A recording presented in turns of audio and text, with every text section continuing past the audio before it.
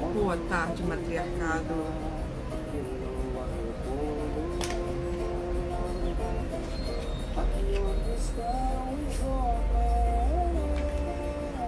Vamos botar um microfoninho.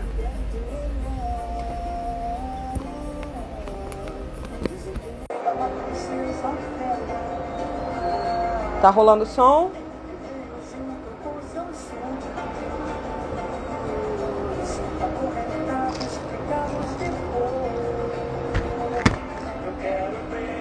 Eu vou perder a possibilidade de monetizar no YouTube, porém, não dá pra não botar musiquinha hoje. Esse jogo é muito especial.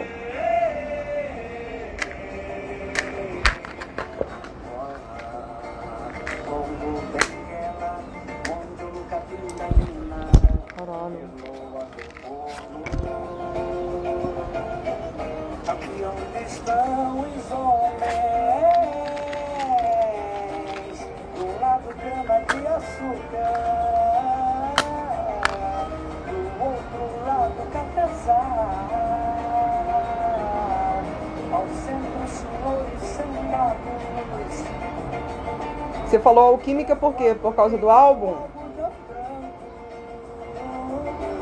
Sendo corridos por mãos negras. Eu quero ver, eu quero ver, eu quero ver, eu quero ver. Então, meu povo, Quando o zumbi chegar, o que vai acontecer? nós temos um jogo muito especial que também me lembra. Só tem homem nesse jogo, né? Zumbi é senhor das guerras, é senhor das demandas. E quando o zumbi chega, é o zumbi que manda. Tem tanto homem nesse jogo que eu pensei imediatamente nessa música aqui, mas ela é proibidona demais.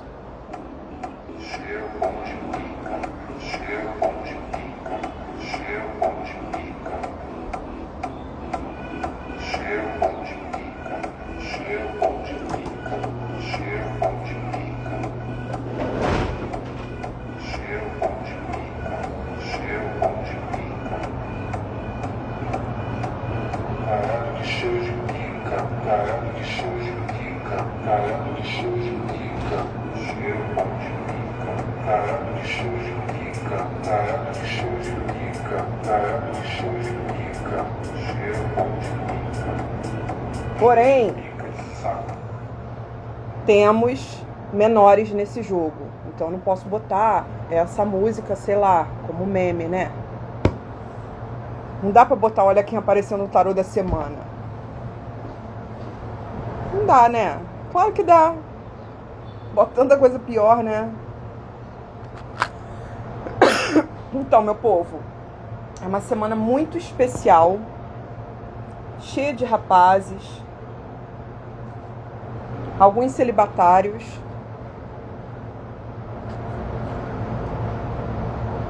E ai, ai, ai, a gente superou duas coisas na semana passada.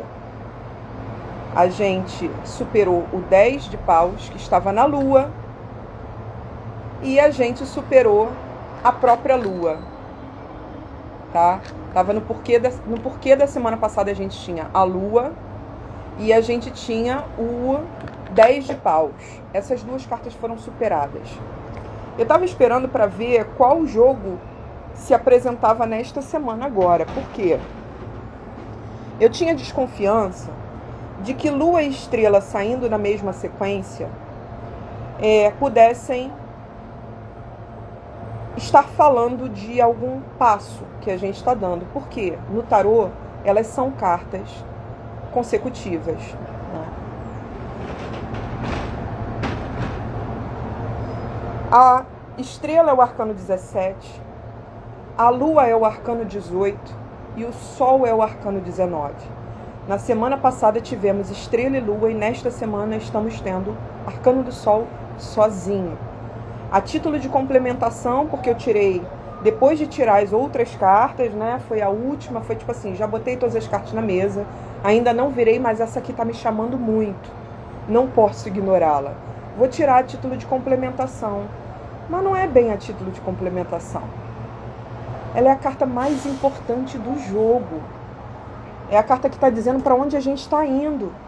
A gente passou por uma experiência de lua, de estrela, lua, sol. Estrela, lua, sol tem um significado muito importante dentro do tarô. Acabou de começar a live. Tem um significado muito importante dentro do tarô. E sempre que essas cartas conversam, né, através dos jogos, ao longo dos jogos, a gente está passando pelo movimento delas. Essa sequência também é muito importante no meu trabalho. Se vocês observarem, a minha marca tem esses símbolos.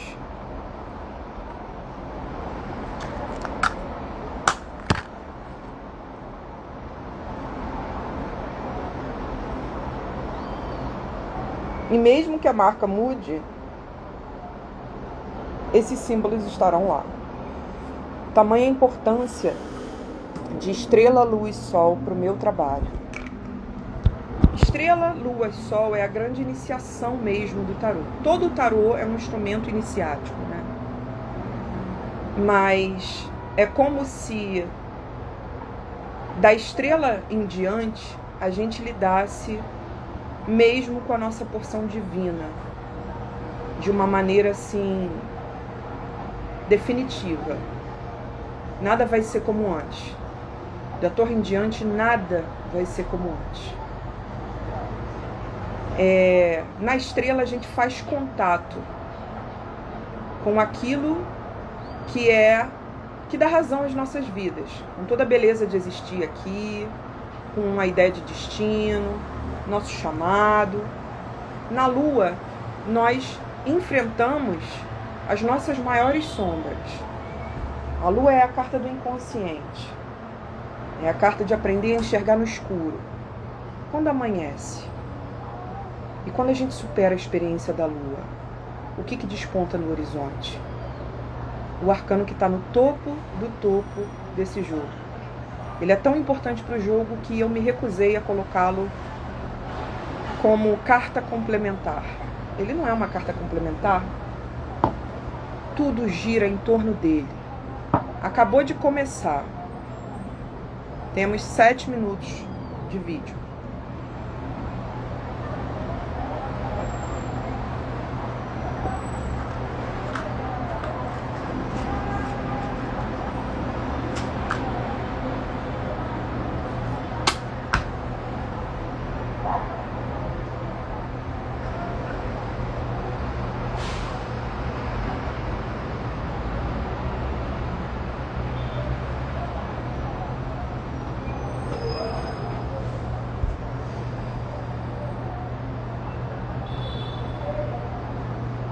Na semana passada, a lua saiu associada à carta 10 de paus. Boa tarde, Renata. Boa tarde, matriarcado. Ela saiu junto com 10 de paus, que é aquela situação do herói que está com a cabeça fritando, com muitas ideias, muita coisa na cabeça, está fervendo. A live que eu fiz hoje de manhã, né, para mostrar o resultado daquela brincadeirinha, vamos brincar de cartomancia, é uma live onde eu me deparei completamente ali com minha lua, com as minhas sombras, né? O tema da live, o que aconteceu, foi totalmente uma situação de lua. Quem me ajudou a enxergar no escuro? Quem me devolveu a estrela? O brilho das estrelas. As minhas amigas que me puxaram para o terreiro, que me tiraram da festa. Eram 2. Eram minhas iguais em espiritualidade. Têm a mesma crença que eu, a mesma fé que eu, a mesma religião que eu. Então eu fui puxada para as estrelas. Vocês têm que entender aí qual foi o movimento que aconteceu para vocês. Mas voltando contar com a nossa estrela para que a gente possa enxergar no escuro, para que a gente possa enxergar em condições lunares, quando a lua está reinando, quando não tem sol. Quando a gente faz esse movimento, a gente se libera para amanhecer. A gente se libera para voltar a enxergar as coisas. Enfrentamos nossos demônios, nossos fantasmas. Aprendemos a enxergar no escuro. Entendemos as questões inconscientes que estão nos atravessando agora. Entendemos qual é a pegadinha na qual a gente está caindo. Então agora a gente está liberado para amanhecer em si. Isso é arcano do sol. A gente já enxergou alguma coisa. Agora que a gente enxergou alguma coisa, não tem mais como fingir que a gente não está vendo. Não dá para desver. Valeu, Valquíria comprou o primeiro selo. Muito obrigada dessa live. Muito obrigada. Então, nesta semana temos um jogo solar. Amanheceu. Emílio Santiago, você me desculpe, mas amanheceu, querido. E eu quero ver quando o zumbi chegar, como é que vai ser. No fim do nosso jogo, a gente tem esse zumbi chegando.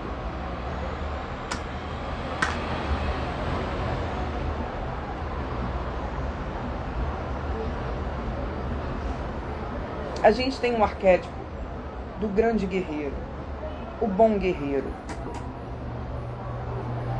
o guerreiro da luz, como diria Paulo Coelho.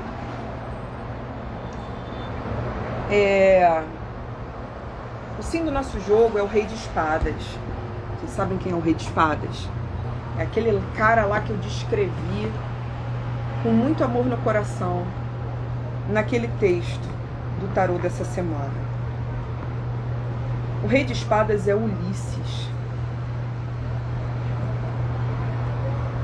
Contando a história, a jornada desse Rei de Espadas, a gente tem uma das maiores obras da literatura em língua portuguesa. A gente também tem a própria história dele contada dentro da mitologia grega através de uma obra que inspirou muitas outras obras ao redor do mundo. Ele é o cara da Odisseia. O nome dele também pode ser Odisseu. Ulisses é o nosso rei de espadas. Os reis e rainhas do tarô mitológico são personagens da mitologia grega que foram muito longe naquilo que eles representam. Eles chegaram a determinados postos na vida deles. Eles chegaram a determinados tronos. Eles chegaram a um ponto da experiência humana ao qual outros heróis não conseguiram chegar. Na verdade, os pajens, os cavaleiros também. Mas aqui eu estou falando dos tronos. O nosso rei de espadas, Ulisses, ele é casado com uma outra rainha do tarô. Entre todos os reis e rainhas do tarô, só eles dois são casados entre si. Olha que legal. A rainha mais criativa, a artistona, a mulher que está lá na casa dela, preenchendo o vazio desse homem que foi para a guerra, com ela mesma, preenchendo com toda a sua criatividade. Essa mulher, essa mente privilegiada, é casada com um cara que também é extremamente inteligente, a ponto de merecer o título de Rei de Espadas, o Senhor da Razão. Ele é Ulisses, um rei que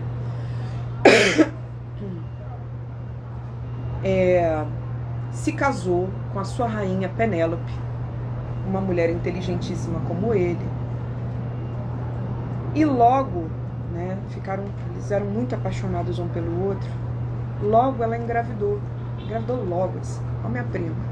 Minha prima casou 5 meses depois, ela tava grávida. De gêmeos. Caralho, cadê as cartas, maluco? Ai, caramba.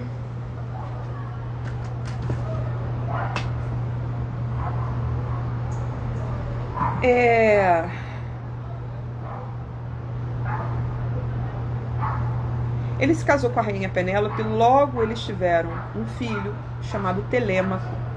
E quando Telêmaco ainda era bebezinho, ou talvez até quando ele ainda, a Penélope estivesse ainda para dar luz, foi assim, foi perto do parto. A guerra de Troia foi declarada.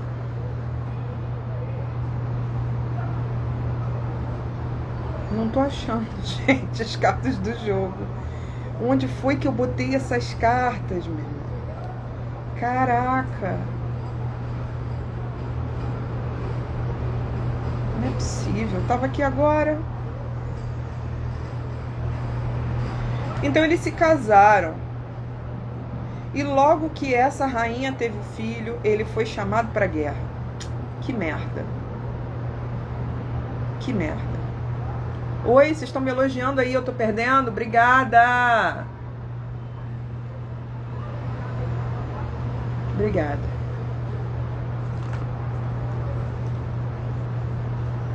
E aí ele tentou dar uma de maluco, porque ele é desses, ele é muito sagaz. Ele tentou meter o louco, fazer parecer que ele tava doido, pra todo mundo desistir dele, né? Pra todo mundo parar de encher a paciência dele, deixar ele curtir a lua de mel dele, cara. A família dele, os filhos dele. Só que não colou. Simplesmente não colou. Eu não tô achando as cartas, fudeu, mano. Ai, que merda. Pera aí. Vocês me esperem aí um instantinho, já vem? Aqui, ó, tá cheio de coisas aqui nos bastidores, no cenário, assim. Vocês não reparem não, tá?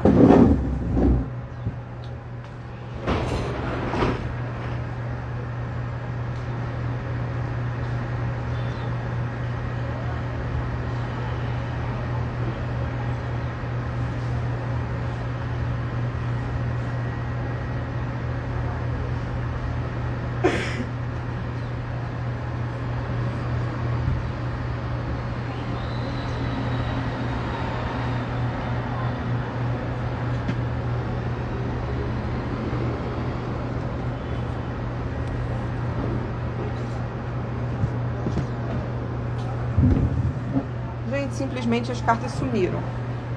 Não sei onde eu botei. Tá aí, em algum lugar da casa. Faço ideia. Então, ele tentou dar uma de maluco pra não ir à guerra. Só que os amigos já sabiam que ele era desses. Ele era muito esperto. Claro que ele ia dar uma desculpa. Claro que nenhum daqueles homens ali estava afim de ir à guerra, né? Só que essa guerra foi declarada por conta do irmão do Ulisses, que descobriu que era corno. É uma guerra de corno. E guerra de corno é foda, tu não tem como fugir da guerra de corno, porque o corno, ele vai até o fim.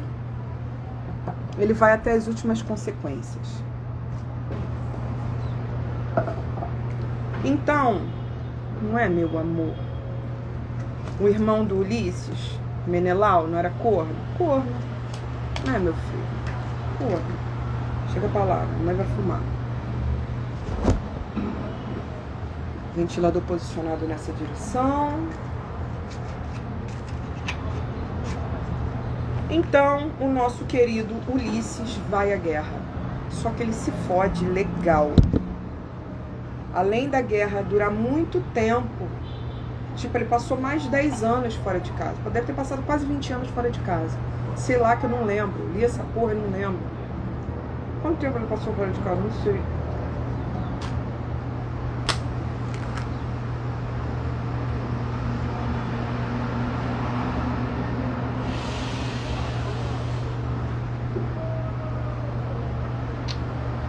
fósforo é isso, né? Fósforo é pra testar, né?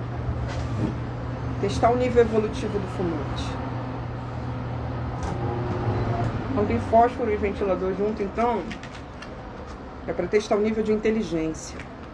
Mas já que estamos falando de um dos caras mais inteligentes, né, desse tarô mitológico, um super trono, trono da razão, o cara mais mental, nós esperávamos que esse cara voltasse para casa logo, né? Seria bom, né? Então, 10 na guerra e 10 voltando. Isso aí, Paula, é isso aí.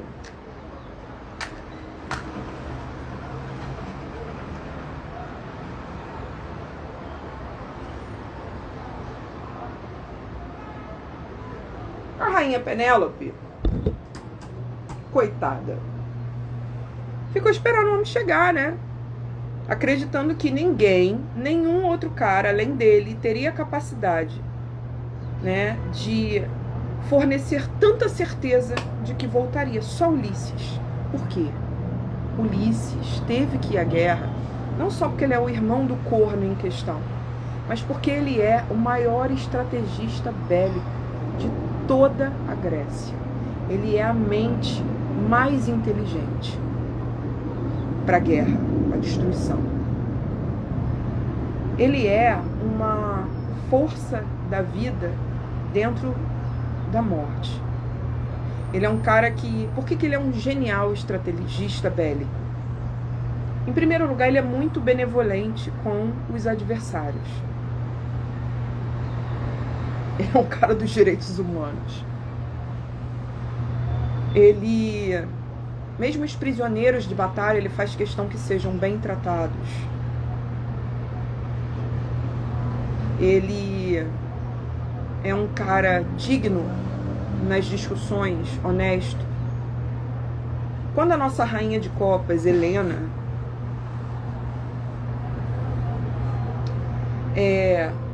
escolheu o seu companheiro, porque é ela que escolheu, né? A Helena era tão bonita, tão cobiçada pelos príncipes, que tiveram que fazer uma coisa que não faziam com mulher nenhuma na Grécia Antiga, né? Minha filha, com quem você quer casar? Aí, ó, pode escolher. Mitolotinder. Pode escolher. E aí ela escolheu quem? O cara que ela ia justamente cornear, o Menelau, que é o irmão do Ulisses. Aí o Ulisses sentiu o negócio ficar quente entre os outros príncipes. Os outros príncipes iam sair na porrada. Então o que o Ulisses fez?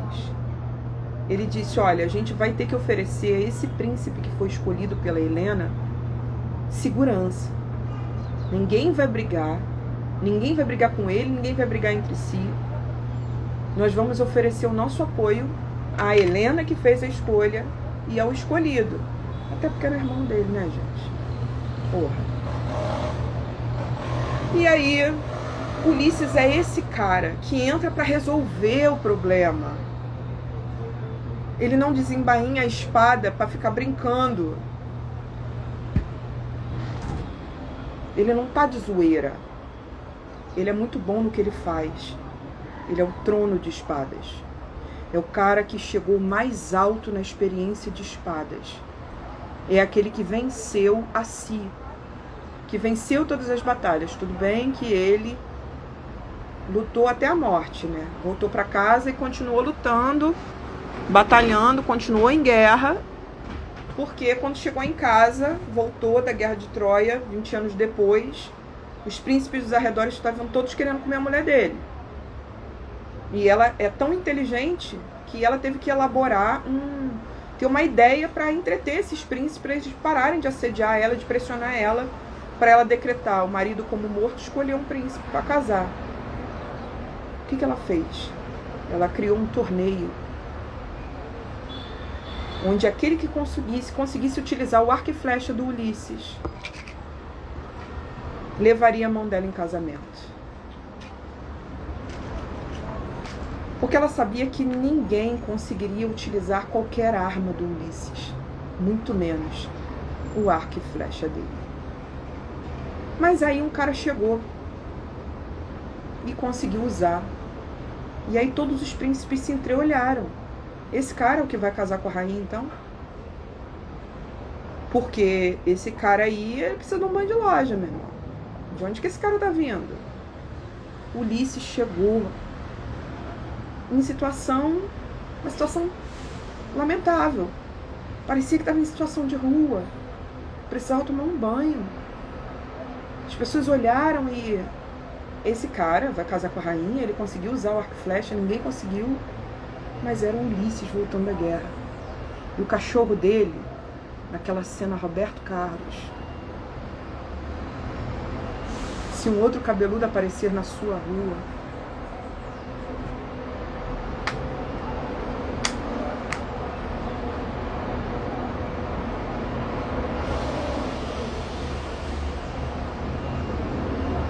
Ulisses é reconhecido pelo seu cachorro. E o rei está de volta.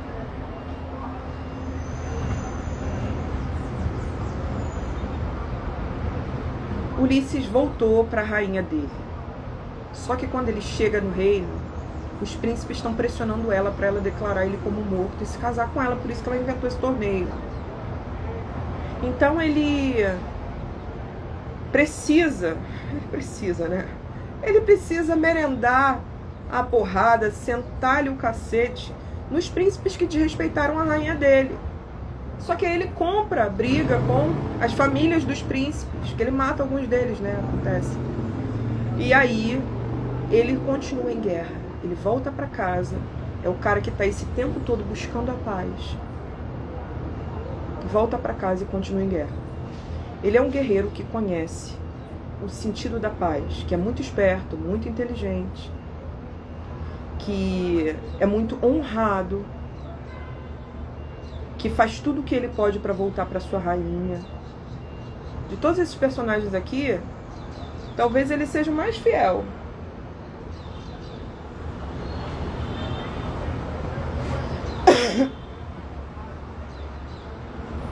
Não, tem o Orfeu. Ninguém se compara ao Orfeu. Mas o Ulisses é o sim da nossa semana, é um bom guerreiro. O cara das armas.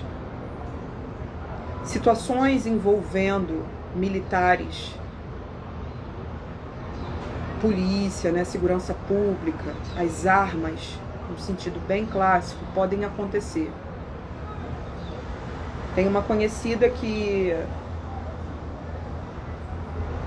me narrou essa semana que teve várias situações envolvendo policiais acontecendo com as pessoas ao redor dela. Eu me lembro quando eu frequentava um terreiro em Mesquita, que a minha mãe de santo naquela época, a mãe Mércia, quando ela ia fazer determinados ebós para as pessoas que envolviam energia de Ogum e tal, ela falava, ó, coisas podem acontecer no caminho, tá? Preste atenção, na estrada, questões envolvendo abordagem de policial, E aí esse terreiro ficava em Mesquita, né, Baixada Fluminense, e chegou um cara lá, que era um cara que tinha muito dinheiro, tinha uma picape, assim, só faltava falar, não sei o nome de carro, né, só conheço Fusca e Brasília,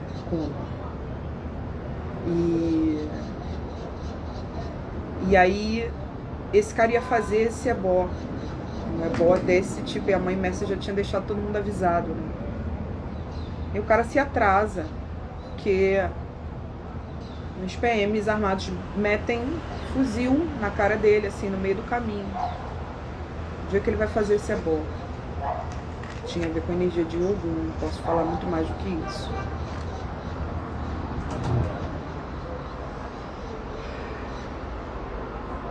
Esse cara é o cara, como eu disse, que não vai desembainhar a sua espada à toa. Ele não vai brigar por pouca coisa, porque ele não é um guerreiro em início de jornada.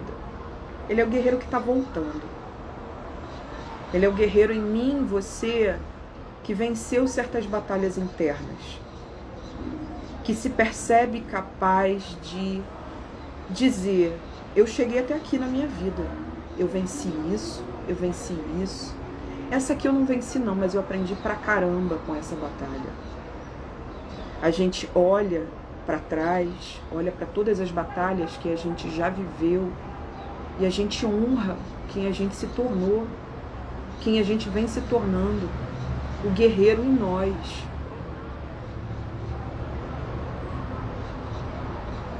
Ulisses lembra muito a energia de Oxaguian, a mim também. A mim também. Eu amo muito esse orixá. Muito. Eu amo muito todos os orixás. Só que eu tenho um negócio com Oxaguian, assim.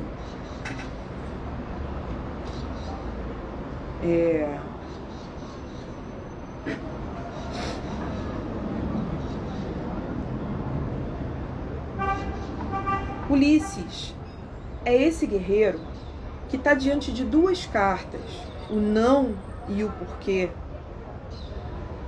que dizem coisas opostas. São duas cartas de transformação. Eu não vou ter como mostrar para vocês porque eu não sei onde é que estão as cartas, cara. Será que eu botei aqui dentro? Fechei o computador? Não. Será que eu deixei dentro do livro?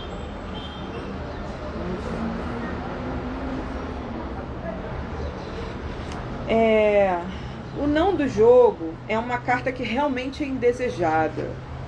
Quando ela tem que vir, a gente suporta, a gente lida com ela, não há o que fazer.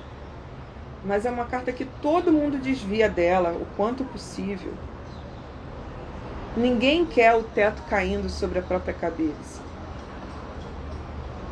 Ninguém quer despencar da varanda. Ninguém quer tomar esporro do divino. Ninguém quer descobrir que passou mó tempão investindo energia na parada errada. Ou desperdiçando uma energia tão grande que poderia ter sido usada com as coisas certas. Até que o destino vem nos dar uma lambada. Não sei onde estão as cartas.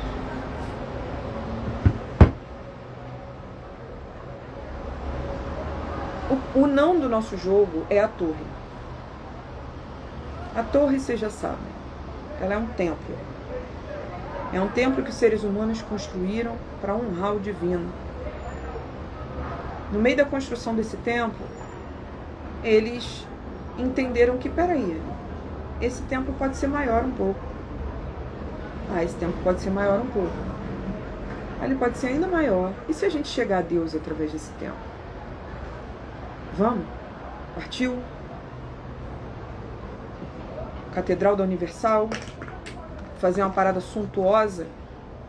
Vamos, que ideia maravilhosa. Aí Deus olha para aquela arrogância e pensa, porra, tanta gente sem ter onde morar. Vocês estão fazendo andar sobre andar aí mesmo? É isso? Tudo trabalhado no porcelanato. Vocês estão fazendo essa cafonice gigante para chegar até mim? Não. E aí Deus se empemba e joga um raio na direção dessa construção, e essa construção desaba. Aí os seres humaninhos despencam dessa construção. Na Torre de Babel tem um complemento, né? Deus zoa mais ainda o plantão dos seres humaninhos que estão construindo a torre. Faz com que essas pessoas comecem a falar línguas diferentes umas das outras. Não se entendem mais. E aí como é que vai dar continuidade a essa construção? Fodeu.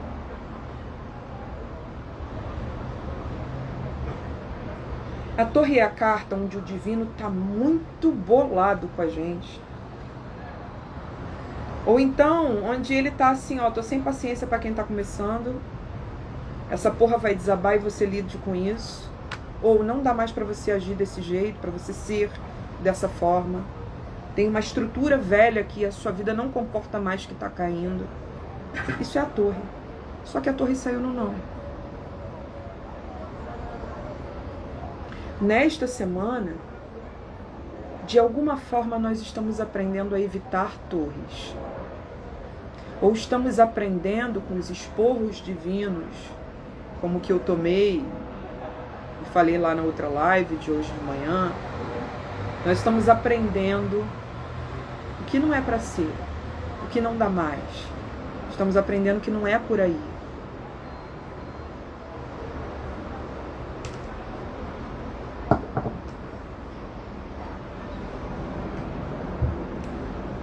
Essa torre não cai. A torre que vai cair essa semana é só o que era para cair mesmo. E olha só, meu irmão, é a última. Não dá para continuar desse jeito.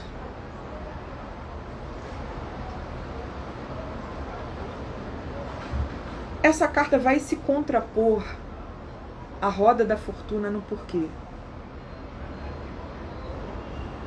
Esse guerreiro que está no sim, ele está aprendendo a não deixar a situação chegar a um limite tal em que a coisa se descaracterize completamente do que ele veio realizar aqui, do que é o chamado divino.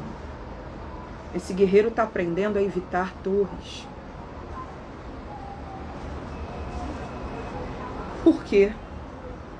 Porque ele está aprendendo a virar o ciclo, fazendo um movimento favorável a essa mudança, sem se opor a ela, sem oferecer resistência. O grande guerreiro em nós está parando de oferecer resistência ao próprio processo evolutivo dele. O que é a roda da fortuna?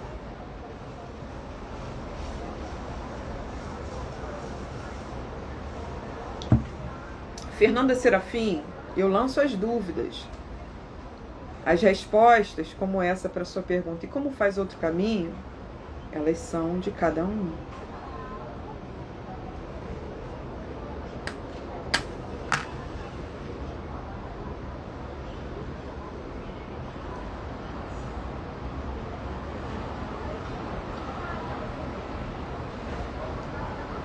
A Roda da Fortuna é uma carta que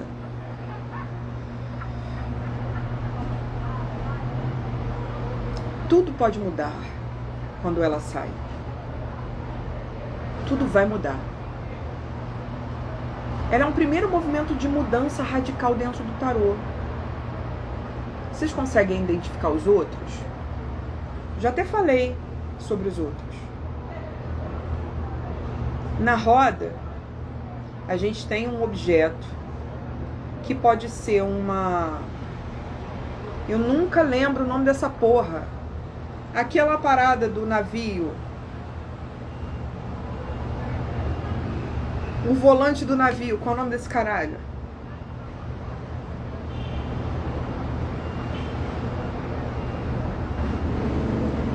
Gostou, amigona? Do meu olho furtacor? Então, comprei essa sombra. Tava na promoção. Um dia que eu encontrei Maria Gabriela, por acaso, no Catete. Ela estava abaixada lá na lojinha, comprando coisas para ela mesma, assim, de papelaria. Aí tinha umas sombras, assim, ela até me ajudou a escolher. Então, Leme, pô. Leme. Timão. Timão.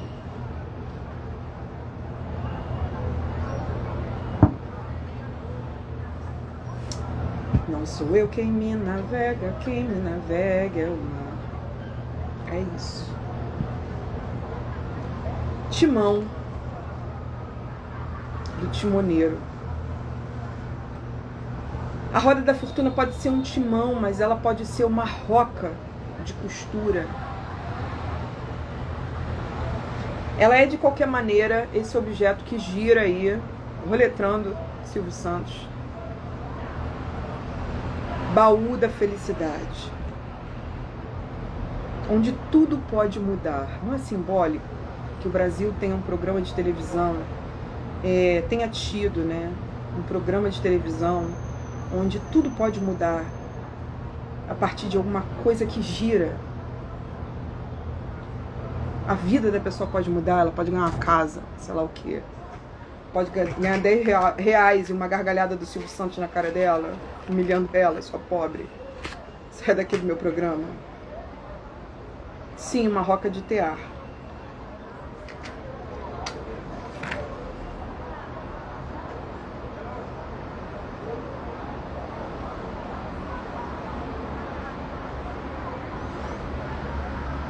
roda da fortuna normalmente tem representações assim, ó.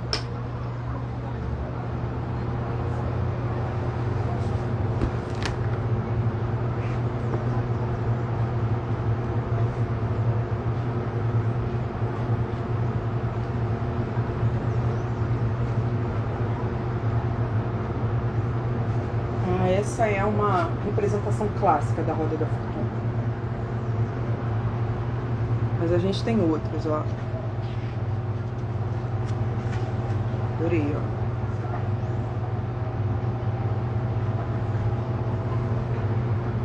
É o movimento circular de todas as coisas, né?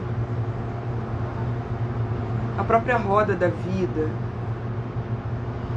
A ciclicidade que sai equilibrando aquilo que só é até certo ponto, estar. Depois outra coisa passa a estar. Quase sempre a gente tem 3 ou 4 seres humaninhos na roda, em posições diferentes da roda. E esses seres humaninhos, eles estão em estágios diferentes da sua vida. Tem aquele que está no topo, tem que está descendo, e o do topo vai cair em algum momento para que o que está subindo chegue lá. E ele já esteve lá embaixo. Ficou confuso?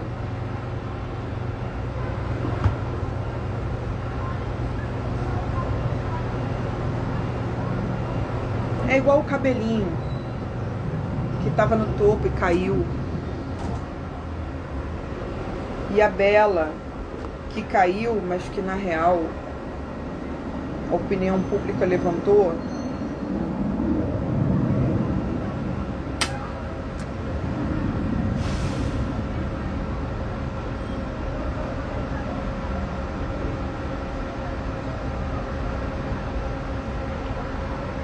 Eu acredito que eu tô gastando uma caixa de fósforo inteira pra fazer uma live. Só porque eu não tenho como descer agora para comprar um isqueiro. Bem, na roda da fortuna, a gente aprende que a gente não fica por baixo para sempre. E que a gente também não fica por cima para sempre. Isto também passará. É uma carta que aqui vai posicionar a gente em uma virada de ciclo. Ela vai dizer pra gente, olha só, por que não é torre? Porque esse guerreiro tá aprendendo a virar o ciclo sozinho, sem dor, sem a casa cair na cabeça dele, sem tudo desmoronar. As coisas podem mudar de uma hora para outra. Você pode, de repente,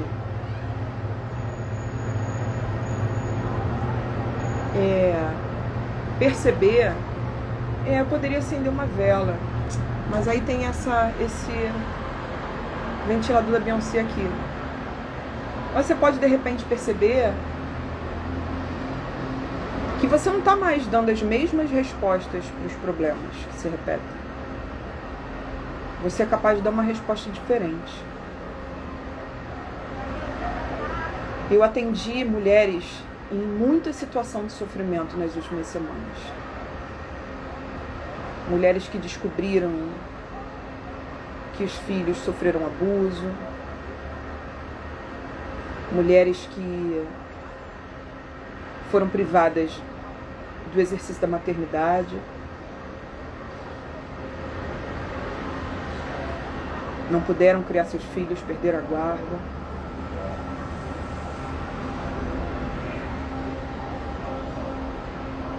Atendi mulheres que levantaram completamente a vida de um cara. Uma mulher, né? Cada uma desses exemplos é uma pessoa. Ela levantou completamente a vida de um cara e tomou uma rasteira. E essas histórias são repetições familiares.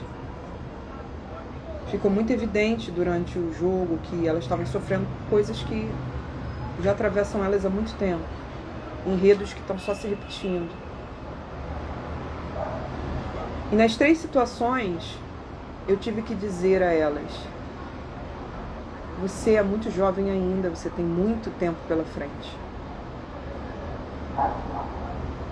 Você está tendo agora a oportunidade de dar uma resposta diferente a isso. Que não é a resposta que as tuas mais velhas deram quando isso aconteceu com elas.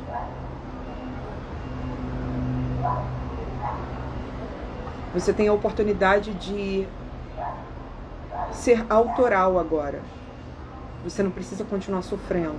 Você não está presa, sequestrada por uma única forma das coisas funcionarem. Então é possível virar o ciclo, quebrar o padrão. É possível realizar uma guinada, realizar uma revolução. A roda da fortuna está aí para que a gente não precise passar pelas outras mudanças dolorosas do tarô, como a morte, como a torre. A torre está no não. Não queremos essa mudança extrema, em que a gente é arrastado pelos cabelos para ter que mudar. Nós queremos mudar voluntariamente. Nós queremos que a nossa evolução seja prazerosa. Nós queremos que esse guerreiro em nós, que está lutando há muito tempo as suas batalhas íntimas, perceba que ele se tornou muito bom no manejo da espada. Ele é capaz de cortar, ele é capaz de resolver problemas, ele é capaz de evitar o derramamento de sangue, ele é capaz de olhar para toda a sua trajetória de batalhas e entender: caraca, eu me tornei a melhor pessoa que eu poderia me tornar manejando esses problemas aqui. Que tal se eu descansar deles e me arrumar problemas novos?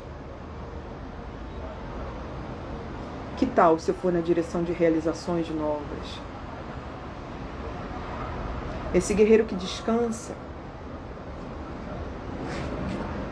militante, esse guerreiro está descobrindo como é que ele faz para agir conforme o fluxo da roda, em vez de receber a torre desabando na cabeça dele. Isso é a base do jogo. Isso tem que acontecer, isso vai acontecer ou dentro da gente ou ao nosso redor, inclusive nas notícias. O que a gente faz semanalmente aqui é entender isso, né? Como é que o jogo se manifesta. Então esse jogo da base, ele vai nos ensinar alguma coisa.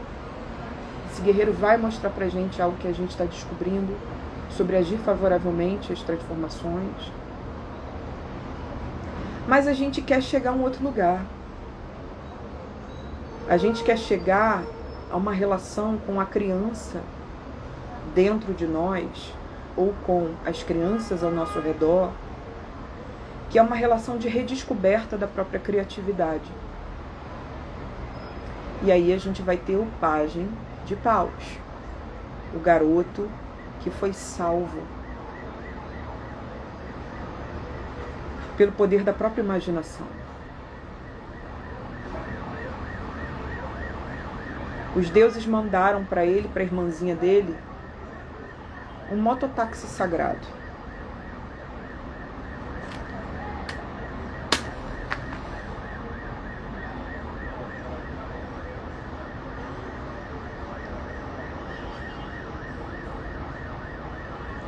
Zeus tinha uma frota de Ubermoto, né?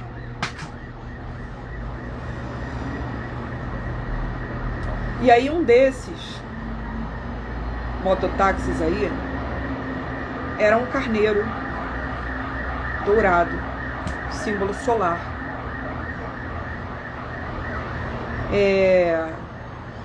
Esse carneiro voava, falava, um bichinho de desenho animado, assim. Zeus pega esse bichinho de desenho animado e manda para salvar os únicos seres humanos que poderiam acreditar no que eles estavam vendo. Um carneiro que voa, que fala, que canta, que é boladão, que dá esporro, que é Áries. Esse carneiro era muito proativo, era um símbolo de realização, de coragem, de seguir em frente. Esse garotinho e a irmã eram perseguidos pela madrasta. E aí eles receberam essa ajuda dos céus. Esse carneiro foi lá salvar eles e levar eles para um território seguro. Porque essa madrasta tinha mandado matar geral, assim. Matar as crianças. Uma coisa meio Herodes. E aí esse garoto, que já era assim um jovenzinho, né? Um pré-adolescente, ele saiu com a irmã. Ele saiu montou nesse carneiro com a irmã. Mas quando eles cruzaram o oceano, a irmã dele caiu no mar. Morreu. Aquele ponto se tornou um ponto importante, que foi homenageado, Hellesponto, não sei o quê. Esse garoto chegou montado no lombo desse carneiro de ouro a uma ilha, na Cólquida, onde ele conseguiu crescer, casou com a filha do rei da ilha, teve filho, prosperou. Um menino que foi salvo e conseguiu criar um destino completamente novo, um estrangeiro, entendem? Ele abandonou tudo que era o legado dele nas suas terras. Ele criou uma vida do zero, em outro lugar, sendo salvo pelos deuses, apenas pelo poder da imaginação. Esse garoto se chama Friso. E ele é a imagem do pajem de paus, o pajem de fogo. O garoto imaginativo, criativo, que se salva e que nos salva pela sua criatividade, pela sua capacidade de imaginar mundos, de transformar mundos, de se encher de coragem e levar adiante o poder da imaginação. Esse garoto está on. O objetivo, na real, é que a gente faça esse movimento do rei de espadas na base, entenda que a gente está chegando a um outro lugar nesse sentido de caminhar favoravelmente às transformações.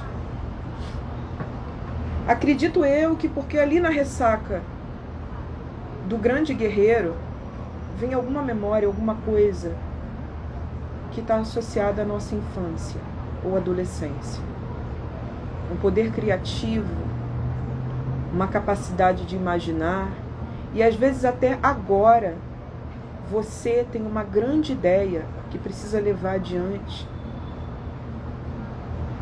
e que precisa agir com a espontaneidade, a coragem dessa criança, de botar essa ideia no mundo sem as barreiras que todas as tuas batalhas interiores impuseram a você. Sem filtro, vá lá. Aposta nas ideias. A criança que em nós aposta nas ideias, a criança que em nós se conecta à própria criatividade, às novas ideias, aquelas que a gente precisa tirar da cabeça, da condição do 10 de paus que rolou na semana passada. Lembra do herói que estava com a cabeça fritando? Qual é a carta que vem depois dele? Depois do 10 de paus vem quem na jornada de paus? Vem o pajem. Ele é a superação dessa condição. A gente sai dessa condição cabeça de air fryer e a gente aposta em uma ideia com muita coragem. A gente acredita que a nossa imaginação pode criar mundos. É também uma força de iniciativa, de sair do lugar. Essa energia da realização, da manifestação, que é puro naipe de paus, essa energia está aí, está rolando, a gente está aprendendo a lidar com ela de novo. Que nem criança. Estamos autorizados a imaginar mundos. Estamos autorizados a acreditar, a apostar na imaginação. Pode ser que a gente tenha episódios com crianças. Crianças nos ensinem coisas, nos mostrem coisas.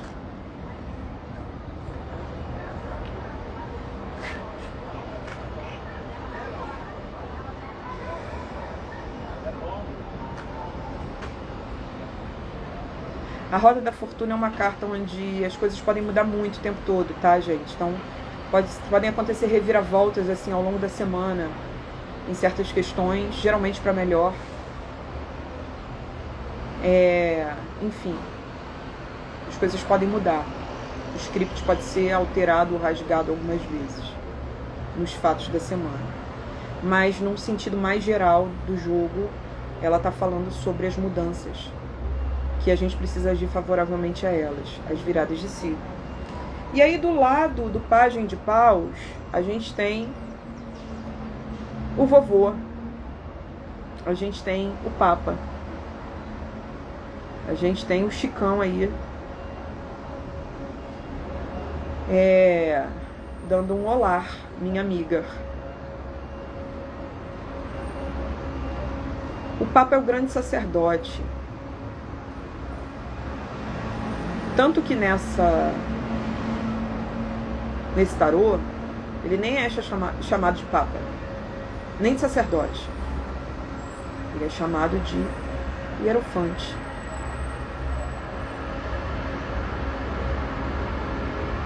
Que é a mesma coisa que alto sacerdote.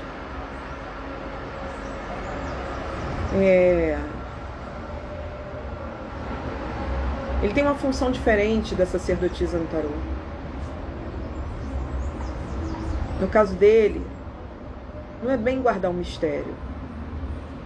É compartilhar, publicizar, organizar, ensinar aquilo que é cristalizado como saber, como conhecimento. Ele é o cara que transmite os saberes à humanidade. Ele torna toda a cultura possível. Ele é o espírito do professorzão mesmo. Professor amado, querido. Sociedade dos Poetas Mortos.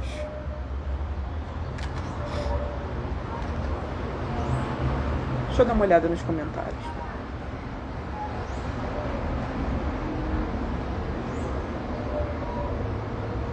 Isa Leal, cantei para crianças em uma escola pública ontem, que legal. E sinto uma cura na minha própria criança que sempre sonhou em cantar. Tia, nunca desista dos seus sonhos, um menino me disse. Que lindo, cara. Isso é muito Pajem de Paus. Muito Pajem de Paus. Então, o sumo sacerdote aparece do lado da criança, né? É uma relação mestre e aprendiz. Essa relação mestre-aprendiz pode aparecer na nossa semana de uma forma literal.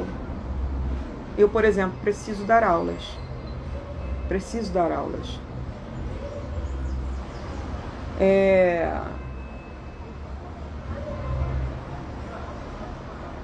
Essa carta, ela vai sair ao lado do pajem, do menino, o garotinho, incentivando a nossa criança interior também. Nesse sentido da criação do seu mundo. Reencontrá-la para autorizá-la.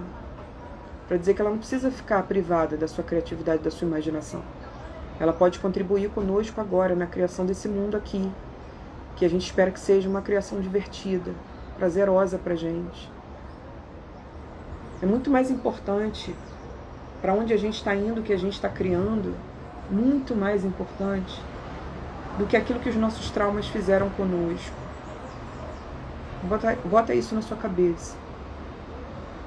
O mundo que a gente está criando, o lugar para onde a gente está indo, a nossa autoralidade diante da nossa vida, é muito mais importante do que o que os nossos traumas fizeram conosco.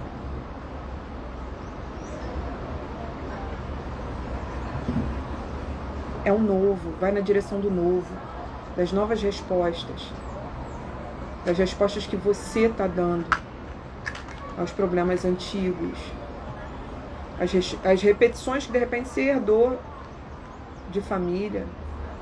Por que você precisa ficar presa a elas?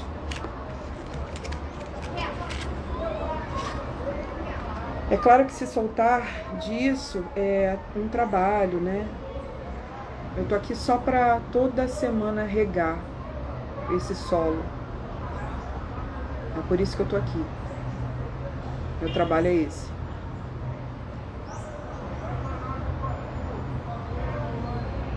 Aqui, pessoa, mulher, mãe. Na hora da cisma, saiu o hierofante para mim. Fui sorteada como cotista para uma formação em esquizoanálise. Parabéns, querida. Torcendo sempre muito por você. Isabela Gomes. Eu que sou professora passei a semana sentindo forte que eu preciso renovar minha energia no trabalho, criando algo novo, mas estou me sentindo travada. Então, o Papa, o sumo sacerdote, é um professorzão. Nós somos responsáveis por um determinado conhecimento que a gente adquiriu e que na gente tem essa configuração aqui, que passa pela nossa singularidade, que é uma configuração única. Aquilo que você vai transmitir, da forma como você vai transmitir, é único. Quando a gente não coloca isso para jogo tendo essa missão, a gente está desfalcando do mundo. E Sol e estrela são sobre isso também. É sobre isso. Sol e estrela são estrelas.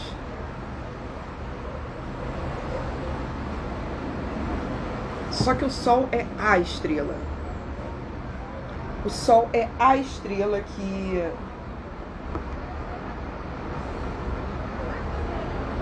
dá sentido às nossas vidas, né? Então, Deina, sim, já saiu a torre no não, já falei sobre ela.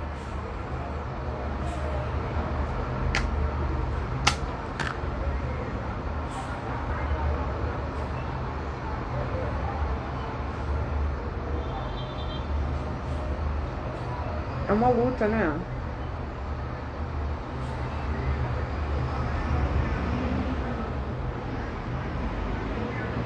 O fósforo é um embate. É um naipe de paus, é tocha. Foi manusear o fogo.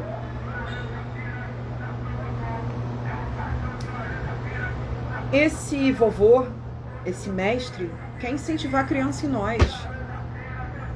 Aquilo que a nossa criança traz dentro de si tem muito a ensinar à humanidade. E também a nossa disposição a aprender é a criança. Relação professor-mestre, está no topo desse jogo. A gente pode ter notícias importantes relacionadas à educação.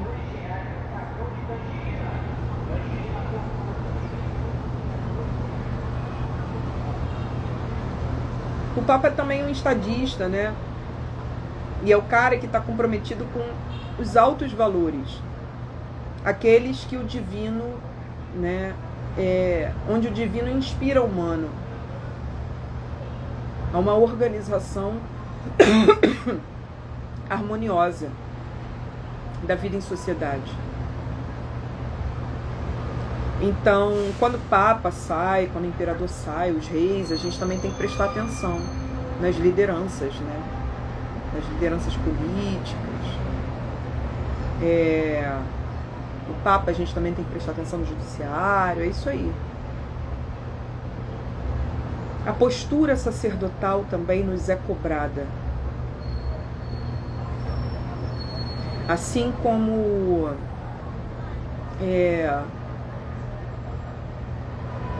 a gente precisa entender o compromisso que a gente tem com os saberes, o conhecimento, com o conhecimento que a gente possui. É um casamento com isso, do Papa. É assumir essa responsabilidade diante do divino, de fazer algo com esse conhecimento aqui na Terra. E aí vem aquele que ilumina as nossas vidas. O Arcano do Sol, vou mostrá-lo aqui no livro.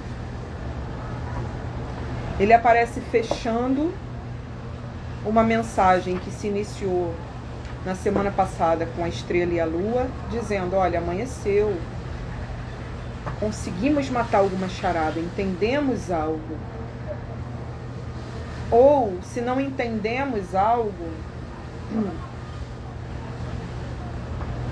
Talvez a gente tenha conseguido afastar aquilo que nos impedia de agir dentro do que nós já sabemos, do que nós já somos.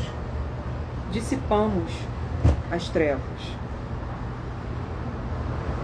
Essa foi a imagem que eu escolhi para Arcano do Sol. Nessa hora dourada linda que está chegando aqui agora.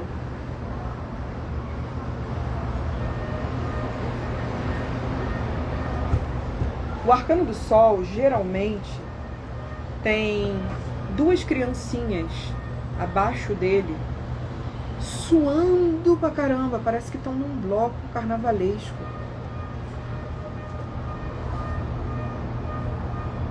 A maioria das representações do Arcano do Sol no mundo traz duas criancinhas. E essas criancinhas estão se tocando. Minha luz te toca e a sua luz me toca. A gente reflete um para o outro, uma para outra, a nossa luminosidade. O Arcano do Sol é um arcano onde, embora ele seja tão individual, embora ele fale tanto de realização individual, ele é uma carta que fala profundamente sobre o outro, sobre os encontros. Sobre a importância da gente não apenas brilhar a nossa luz para o mundo, mas da gente iluminar outras vidas e ter as nossas vidas iluminadas pelo sol de outras pessoas. Então, encontros preciosos podem acontecer por esses dias, onde pessoas se ajudam, num resgate assim, da luz, da fé, da autoestima, do desejo de vencer. Vencer a si. A carta do Sol é uma carta que traz vitórias. É uma carta onde a gente precisa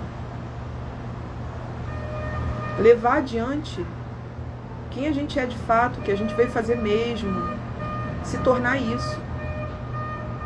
É a carta onde você tem que se tornar aquilo que você de fato é.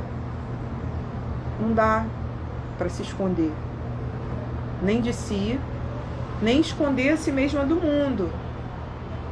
Existem mitos que falam do Sol retratando o medo que a humanidade tem do Sol desaparecer. O mito de Amaterasu, por exemplo, no Japão, no Shintoísmo. Uma deusa que se esconde numa caverna que o irmão a magoou. Então, os deuses têm que juntar, se mobilizar e chamar uma deusa xamânica para curá-la. E essa deusa consegue, através de uma performance, tirá-la de lá.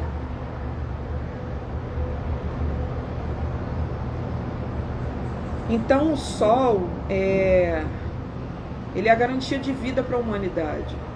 Esse medo do Sol se esconder atravessa a humanidade desde sempre.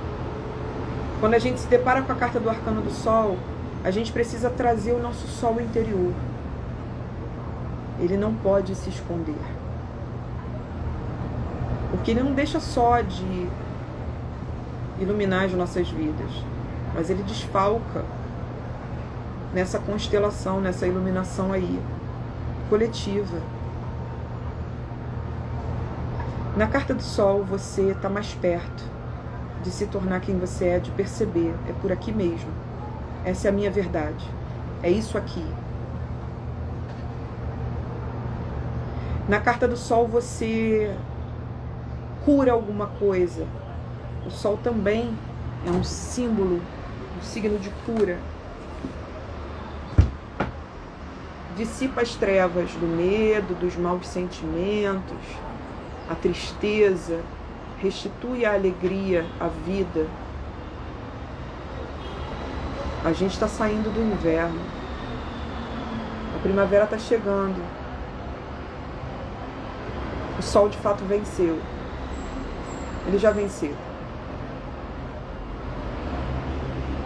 Os dias já cresceram o suficiente. E primavera significa primeiro verão. Na real, é agora. A gente vai viver o auge da experiência lá, final do ano, primeiro trimestre. Mas na real, é agora.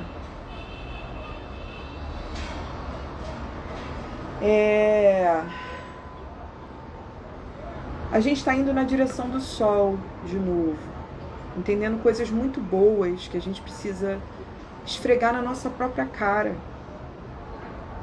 quando a gente se olhar no espelho, entendendo coisas boas sobre esse guerreiro em nós, entendendo coisas boas sobre a criança em nós, sobre o educador em nós, o intelectual. O sol está voltando a brilhar, perceba. Se você quiser uma leitura como essa, voltada especificamente para a sua vida, venha jogar comigo em setembro, nas manhãs ou nas tardes ou nas noites de setembro. Ótima semana pra gente, muito obrigada por vocês terem ficado até aqui.